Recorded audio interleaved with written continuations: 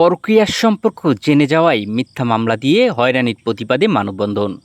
সাতক্ষীরার তালা সদরে ১৮ গ্রামে পরকীয়ার সম্পর্ক জেনে যাওয়ার আতিয়ার রহমানের নামে এক ব্যক্তিকে মিথ্যা মামলা দিয়ে হয়রানির প্রতিবাদে মানববন্ধন করেছে এলাকাবাসী।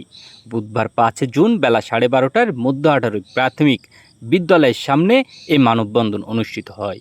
মানববন্ধনে হায়দার মোড়লের সভাপতিত্বে বক্তব্য রাখেন নূর ইসলাম, সাগর হোসেন, লিটন হোসেন, শাহিন হোসেন, ভুক্তভোগীর ছেলে তবিবুর রহমান ও স্ত্রী তাসলিমা বেগম সহ প্রমুখ।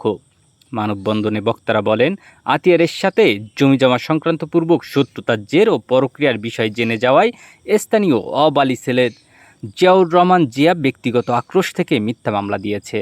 জিয়াউর রহমান জিয়ার সঙ্গে স্থানীয় মতিউর রহমানের স্ত্রী মঞ্জিলা খাতুনের পরকীয়ার সম্পর্ক রয়েছে, যে বিষয়টি আতিয়ার রহমান জেনে যায়।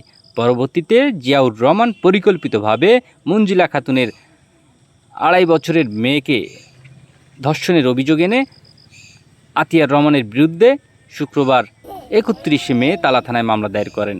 বক্তারা বলেন, আতিয়ার রহমান পেশায় ভ্যান চালক।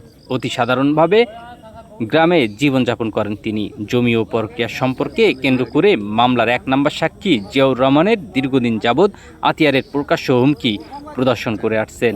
তাছাড়া মামলার সাক্ষী আতিয়ার ভুক্তভোগীর পরিবারের কাছে ৫ লাখ টাকা দাবি করেছেন বলে জানা গিয়েছে। চাহিদা অনুযায়ী টাকা পেলে মামলা প্রত্যাহার করা হবে বলে বলেছেন। জিয়াউর রহমানের বাবা ওয়াব আলী ছিলেন রাজাকার। মুক্তিযোদ্ধা মন্ত্রণালয় কর্তৃক প্রকাশিত অঞ্চলভিত্তিক রাজাকারের তালিকায় ১৪৪ নম্বরে তার নাম রয়েছে। এলাকায় প্রতিহিংসা, মারামারি, খুন, জখমের সাথে প্রকাশ্য জড়িত এই জিয়াউর রহমান। সর্বশেষ ভ্যান চালক আতিয়ারের প্রতি ব্যক্তিগত আক্রোশ থেকে মিথ্যা মামলা দিয়ে হয়রানি করেছেন। আতিয়ার রহমানের বিরুদ্ধে দায়ের করা মিথ্যা মামলার সুষ্ঠু তদন্ত ও প্রকৃত ঘটনার সামনে এনে দৃষ্টান্তমূলক শাস্তির দাবি জানিয়েছেন এলাকাবাসী।